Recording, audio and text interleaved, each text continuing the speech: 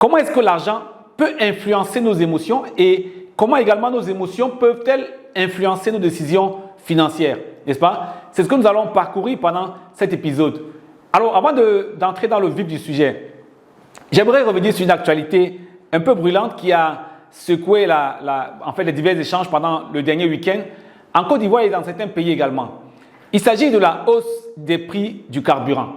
Le carburant à la pompe a connu encore une fois un bond, n'est-ce pas?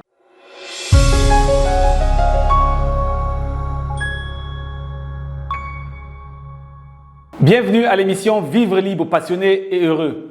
Nous sommes rendus à l'épisode 26 et le thème de l'épisode 26 va être émotionnellement prêt à affronter le stress financier. Alors pour commencer, j'aimerais juste rappeler que dans de nombreuses cultures, je pense que globalement la paix intérieure, la stabilité émotionnelle est souvent associée en fait à la sécurité financière.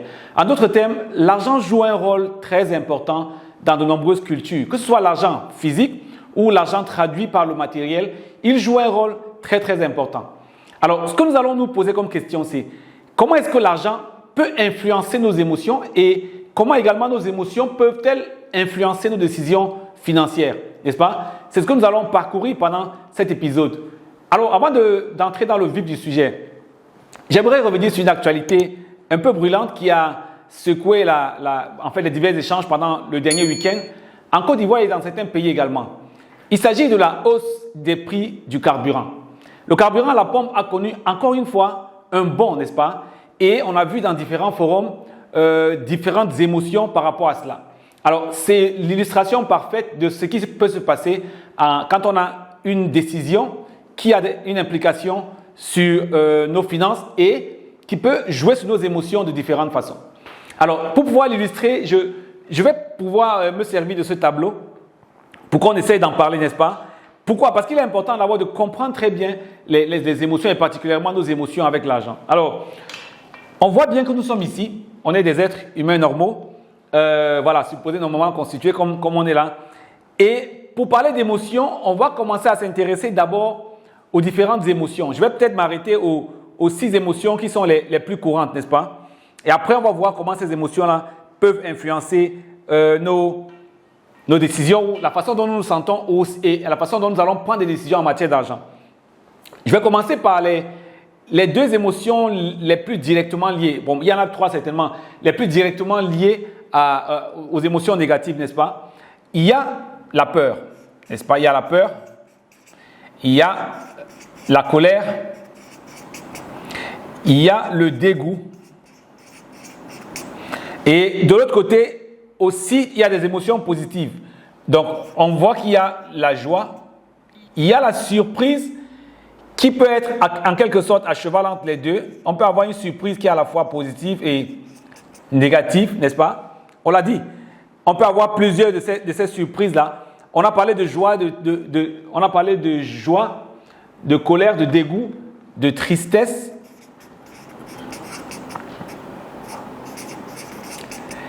De surprise qui peut être à la fois une surprise négative ou une surprise positive et de joie. Donc, on voit que par défaut, en réalité par défaut, la plupart du temps, nous sommes programmés pour être… Il y a plus d'émotions négatives en réalité. Donc, la plupart du temps, on est vraiment beaucoup plus programmés sur les émotions négatives. Alors, je vais prendre le cas qui nous est arrivé ce week-end. On va voir qu'est-ce qui se passe. Alors, qu'est-ce qui se passe? On parle d'augmentation du carburant, n'est-ce pas? Augmentation des prix du carburant. Maintenant, c'est une simple information, la même information pour tout le monde. Mais quand je vois cette information-là, qu'est-ce que ça déclenche chez moi émotionnellement? Sur le plan des émotions, je peux avoir peur pour dire attention, est-ce qu'on va continuer à vivre? Est-ce qu'on va survivre dans cette ville? Abidjan, là, tout devient cher. Est-ce qu'on va survivre en Afrique? C'est la même chose dans plusieurs pays en Afrique. Est-ce qu'on va survivre? Il y a la peur, n'est-ce pas? Deuxièmement, il peut y avoir la colère. On a la colère contre le gouvernement, peut-être parce qu'ils n'ont pas pu contenir les prix, même si on ne se rend pas compte que les prix parfois sont déterminés au niveau international. On est en colère contre son patron, contre son employeur qui ne nous paye pas suffisamment. On a du dégoût par rapport à tout ce qui se passe et on se dit que les personnes ne gèrent pas bien le pays. C'est le sentiment que beaucoup de personnes éprouvent et c'est le sentiment que j'ai pu voir le week-end dans différents forums en échangeant, en voyant des messages qui circulaient. De l'autre côté, alors quand on a ces émotions-là, ça veut dire quoi en termes d'argent? La plupart du temps, ça veut dire qu'on est en mauvaise disposition financière. Ça veut dire qu'en fait, cette décision-ci vient renforcer en fait le stress financier. Donc, moi, je vais voir cette information-là. Ce que mes yeux vont voir dans l'augmentation de carburant, ce sera des émotions de peur, des émotions de colère, des émotions de dégoût. Et qu'est-ce qui va se passer? Quand je vois ces émotions, je reçois automatiquement un message dans la partie la plus importante ici, qui est, en fait, vous voyez, on est au centre, ça c'est le cœur qui est là. Le fait que je vois cette information, que j'accède à cette information, déclenche cette émotion, je me sens mal tout de suite. Je passe un week-end triste. Pourquoi? Parce qu'une décision qui a un impact financier agit sur moi. Donc c'est important de comprendre cela. Si je veux prendre le pas sur le stress financier, il faut bien que je comprenne que parfois il s'agit de mon interprétation, n'est-ce pas? Le carburant a augmenté. Est-ce que c'est la première fois que le carburant augmente? Est-ce que c'est la dernière fois que le carburant augmente? Qu'est-ce que je ferai la prochaine fois que le carburant augmentera? C'est peut-être comme ça aussi qu'il faut aborder les choses, n'est-ce pas? On ne peut pas justifier le fait qu'il y ait une augmentation continue de prix. Mais en réalité, dans quelle zone nous sommes? On parle globalement de... Il y a une grande zone qu'on appelle la zone de préoccupation, n'est-ce pas?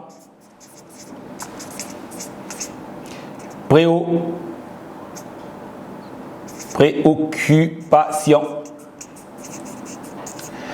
Et on peut passer tout le week-end, toute la journée à commenter, à se plaindre et tout. C'est une chose, mais en réalité, il y a une petite zone ici qu'on appelle la zone d'influence. Tant que nous allons rester dans cette zone-ci, on va nourrir les sentiments, ces émotions négatives-là, qui n'auront pour seul effet que de renforcer en fait les effets du stress financier.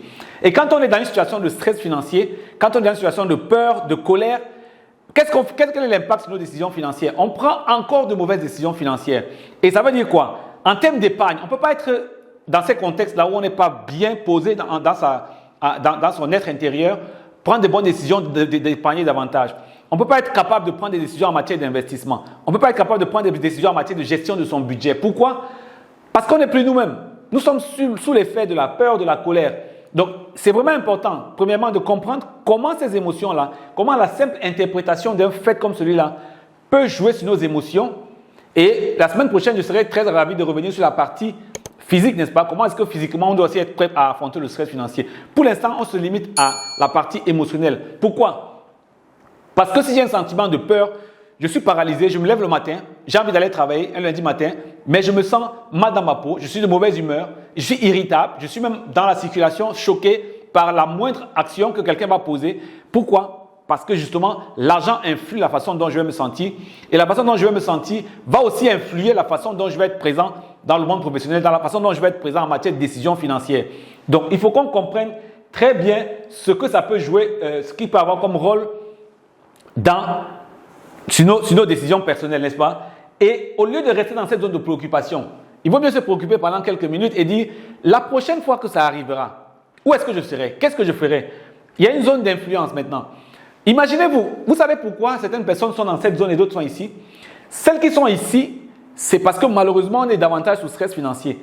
Imaginez que la même situation se produise dans 6 mois, dans 12 mois, et qu'à ce moment-là, au lieu d'avoir un compte d'épargne vide, vous avez un compte d'épargne avec 500 000, 1 million, 2 mois, 3 mois de dépenses de vie dans ce compte d'épargne-là. Qu'est-ce qui va se passer?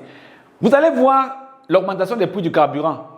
Vous allez vous dire, ok, c'est pas bon, mais c'est pas trop grave parce qu'il y a quand même de l'argent quelque part. Vous allez vous dire, heureusement que j'ai pris des dispositions il y a 1 an, il y a 2 ans pour avoir assez dans mes réserves. Heureusement que j'ai pris des dispositions pour travailler à avoir un deuxième, un troisième revenu. Vous allez sentir plutôt un sentiment de gratitude. Et ça, je vais vous inviter pour faire repartir cette surdose de stress-là. Il y a 2 choses importantes. C'est vraiment important de travailler à être suffisamment reconnaissant, à exprimer de la gratitude pour pouvoir laisser partir une partie de ce stress-là. Dans la zone de préoccupation, on ne peut rien faire. Mais dans la zone d'influence, on peut commencer à se dire, je suis en santé, je suis en vie, j'ai un travail, j'ai peut-être moyen d'améliorer ma situation. Il vaut mieux que je me concentre là-dessus, que je sois reconnaissant d'être dans cette situation-là et pouvoir travailler à être meilleur demain, n'est-ce pas? Au lieu de rester dans cette situation-là. Voilà, c'est important de dire, maintenant pour faire repousser le stress, il faut que j'apprenne à planifier n'est-ce pas? Il faut que je me dise que demain, je vais être capable de planifier les surprises qui peuvent arriver demain. Et je vais aussi être capable de dire que je vais davantage shifter mon regard en sortant d'une situation où j'attends toujours de prendre l'ascenseur pour arriver à une richesse subite, pour arriver à une situation plutôt où je dois prendre l'escalier pour arriver à une richesse subite. Il va falloir que je dise comment faire pour repousser l'incertitude de mes finances en construisant la certitude.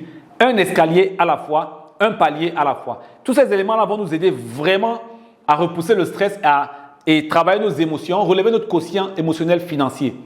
Et pour le relever, on va travailler sur les éléments les plus solides ici. La peur, c'est le numéro 1. Comment prendre le contrôle de la peur? On a peur parce qu'on a peur des lendemains qui vont être difficiles. On est en colère parce qu'on n'a pas le contrôle par rapport aux réponses que nous donnons au stress financier. Mais si on se projetait simplement, si on se projetait dans l'avenir et en se disant « demain peut être meilleur et je vais travailler comme si je suis sûr d'arriver à demain qui va être meilleur », tout de suite, ça va nous relâcher une bonne partie du stress. Cette espérance-là, même quand nous sommes dans des difficultés extrêmes, va nous aider, cette espérance va nous aider à pouvoir affronter le quotidien et à pouvoir donner de l'espoir à notre famille pour qu'ensemble on travaille, monsieur et madame, et les enfants même y compris, pour pouvoir repousser plus loin le stress financier. Donc voilà un peu comment, si on comprend très bien comment agir le stress financier, on peut renverser la tendance, n'est-ce pas? Quand je sais que je travaille vers un avenir meilleur où j'aurai le contrôle sur l'argent, je vais davantage avoir des émotions de joie. Je suis content, même si je ne suis pas encore arrivé, n'est-ce pas? Et ça va me permettre d'être en meilleure disposition pour pouvoir aller contrer le stress financier. Voilà le thème de notre échange aujourd'hui. Voilà ce que j'avais à partager avec vous. Passez surtout à l'action et n'oubliez pas de revenir la semaine prochaine parce que nous allons aborder le thème qui suit celui-ci, la deuxième partie du thème. Êtes-vous physiquement prêt à affronter le stress financier? À votre sérénité et à très bientôt. N'oubliez pas de cliquer ci-dessous pour vous abonner à notre chaîne. Et surtout, d'activer la notification pour être avisé à chaque fois que nous allons mettre de nouveaux contenus en ligne.